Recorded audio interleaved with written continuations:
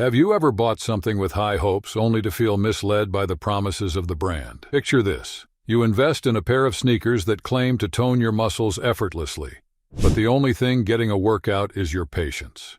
That's exactly what happened to Kimberly Carey with New Balance back in 2011.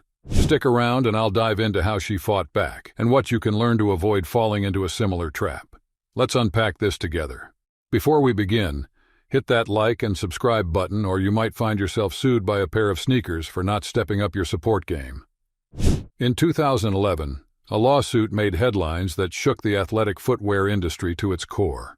At the heart of this legal battle was a pair of shoes, specifically New Balance's toning shoes, which promised to revolutionize personal fitness. Kimberly Carey, the lead plaintiff, spearheaded a class-action lawsuit that claimed these shoes were nothing more than a marketing spin, a narrative that defied the actual benefits they provided.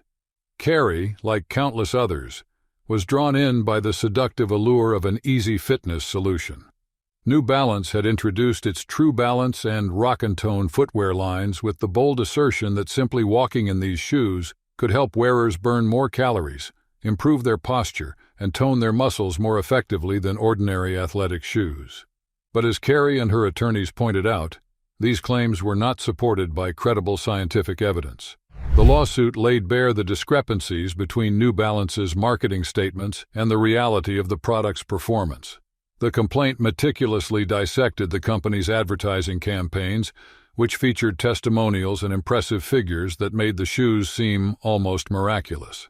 New Balance's assertions that their toning shoes could increase muscle activation by up to 27% and calorie burn by approximately 8% were identified as particularly contentious points. It wasn't just about debunking lofty claims. The legal action was predicated on the idea that consumers were potentially being misled, sold a vision of health and fitness that the shoes simply couldn't deliver. The plaintiffs argued that if they had known the truth, they might have never purchased the shoes in the first place, or at the very least would not have paid a premium for the so-called added benefits. In essence, the lawsuit accused New Balance of engaging in unfair and deceptive practices, of capitalizing on the insecurities and aspirations of those looking for a simple solution to complex health goals. As the lawsuit gained traction, it became clear that the issue at hand extended beyond just the fitness claims. It raised questions about corporate responsibility and the power of advertising, setting the stage for a contentious legal showdown that would prompt many to question the messages they receive from brands they trust. The crux of New Balance's marketing for the True Balance and Rock and Tone shoes painted a captivating picture of transformation. The company's promotional materials were replete with claims that wearing these specially designed shoes could quite literally shape how a person walked, leading to a host of health and fitness benefits. The allure of losing weight, toning muscles, and improving posture without setting foot in a gym was an irresistible proposition for many. In glossy advertisements, New Balance presented their toning shoes as a groundbreaking innovation. The shoes were equipped with a unique sole technology that purportedly created natural instability. This instability was said to force the body to work harder, engaging and strengthening muscles as a result. The science seemed plausible enough. After all, instability requires balance, and maintaining balance engages various muscle groups. Perhaps the most gripping claim was that these shoes could boost calorie burning. A figure that stood out was the additional 8% of calorie burned simply by walking in these shoes, compared to standard workout shoes. Imagine the appeal. Even the most mundane activities like walking your dog or grocery shopping could suddenly double as a workout session. No extra effort required, or so the marketing implied.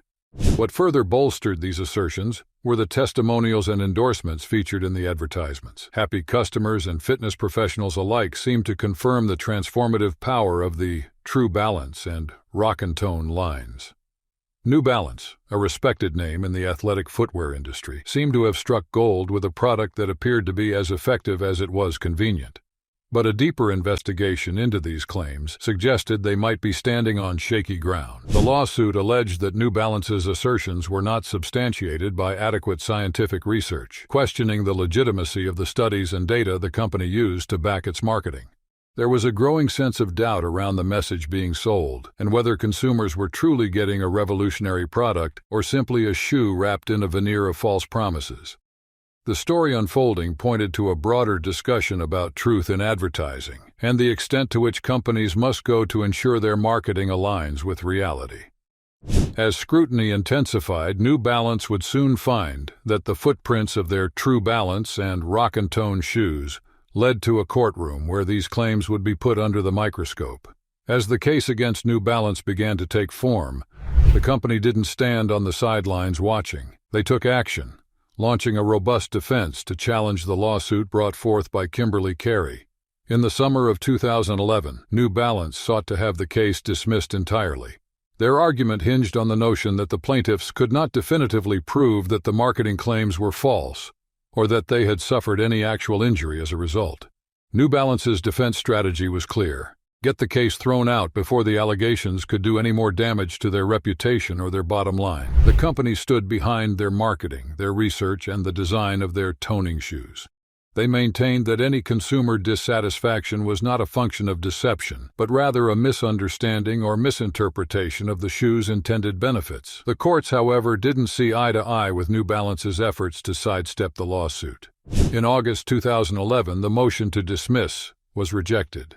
The judge found that the plaintiffs had presented enough evidence to move forward, to allow the case to be heard in full. This decision didn't just signify a legal setback for New Balance. It was, possibly, a damning commentary on the brazen confidence that companies like New Balance place in their marketing strategies. With the motion to dismiss out of the way, the stage was set for the next act of this legal drama. The wheels of justice began turning, the discovery process unfolded, and attorneys on both sides prepared to dig deep into the evidence. The lawsuit and its narratives would continue to captivate and stir discussions about the integrity of fitness marketing, a debate that was far from over. This pivotal moment in the lawsuit's timeline sent a clear message that the truth behind New Balance's toning shoes would not be easily tucked away. There was a story here, and it demanded to be scrutinized, fleshed out, and told in the full light of the court. In a turn of events that unfolded over the months following the judge's decision to let the case proceed, a resolution came to light not in the courtroom, but at the negotiation table. By 2012, both parties reached a settlement agreement. New Balance, without admitting any wrongdoing, consented to a $2.3 million settlement fund. This sum was earmarked to compensate thousands of consumers who had purchased the True Balance and Rock and Tone shoes. The financial recompense was a tacit acknowledgement of the disconnect between New Balance's marketing claims and the customer experience. In this settlement, every individual who had bought into the promise of a walking workout was eligible to claim a piece of the pie. And in an unusual move for refunds of this nature, New Balance offered a monetary refund without requiring proof of purchase. Typically, claims require a receipt or some proof that the customer actually bought the product in question. But in this case, simply affirming that you had purchased the toning shoes was sufficient to qualify for compensation. It was a policy that seemingly opened the door for just about anyone who had bought the shoes to step forward and claim their refund. The message here was layered. Not only was New Balance compensating those who felt they had been misled, but they were also ensuring a relatively low barrier to that compensation. It spoke to an intent to restore trust and move forward from the controversy that had dogged their steps. While monetary settlement is a standard conclusion in class action lawsuits, the implication of such a significant payout was not lost on consumers, legal experts, and the industry alike. The settlement neither confirmed nor denied the accuracy of the marketing claims, but it did suggest that marketing health and fitness benefits would be under more scrutiny going forward. The narrative of the New Balance toning shoe saga was far from over, though. This chapter closed with a resolution of sorts, but the story left an indelible mark on consumer consciousness and the legal precedents surrounding advertising practices. Even as New Balance agreed to the multi-million-dollar settlement, their stance remained firm. The company continued to deny any wrongdoing. New Balance's narrative was that of a brand standing behind its products, resisting the admission of having made false claims. From their perspective, the settlement was not an admission of guilt, but rather a strategic move to put the controversy to rest and avoid the unpredictable outcomes and expenses of protracted litigation. But the resolution of the lawsuit did demand changes. Changes that would have a lasting impact on how New Balance and perhaps other companies in the industry would market their products. As part of the settlement, New Balance had to agree to make modifications to the language they used in advertising their toning shoes. The adjustments they agreed upon were not just cosmetic tweaks. They were foundational changes to how the benefits of the True Balance and Rock and Tone footwear would be communicated to the public. New Balance committed to dropping certain health and fitness claims from their marketing materials unless they were backed by reliable scientific evidence. This shift signaled a broader trend within the industry towards greater transparency and accuracy in advertising. Companies now faced heightened scrutiny, with the understanding that unsupported claims could lead to legal repercussions. An advertisement's fine print became as critical as the headline, and the supporting evidence for any benefit claimed by fitness products was expected to be both robust and readily accessible. By promising to revise their marketing approach, New Balance effectively acknowledged the power and influence of their messaging. Consumers, empowered by the outcome of the lawsuit, could henceforth expect more than just enticing advertising. They could expect a level of veracity to accompany the claims that helped them decide where to spend their hard-earned money. The New Balance settlement not only closed a chapter in legal history, but also established a precedent that would echo through the corridors of consumer law and the business of health and fitness. No longer could companies make unverified claims to entice the active consumer unabated. The ripple effects of this legal outcome would be felt far beyond a single case or company. This case's precedent was significant specifically for the burgeoning market of toning shoes.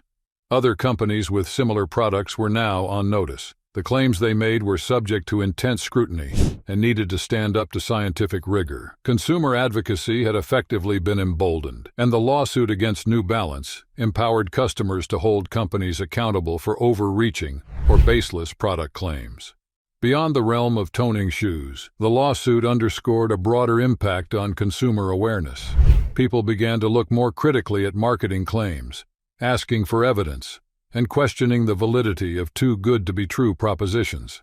It was a wake-up call to anyone swayed by the magnetic pull of advertising. The fine print matters, and so does the data backing up the health benefits being touted. As the dust settled, the story of Kimberly Carey versus New Balance served as a landmark case illustrating the power dynamics between consumers and corporations. It showed that with the right pushback, the narrative spun by companies could be contested, and that contest could lead to substantial changes in advertising practices. Consumers left this saga more informed and more skeptical, their eyes wide open to the marketing tactics used in the quest to capture their attention and wallets.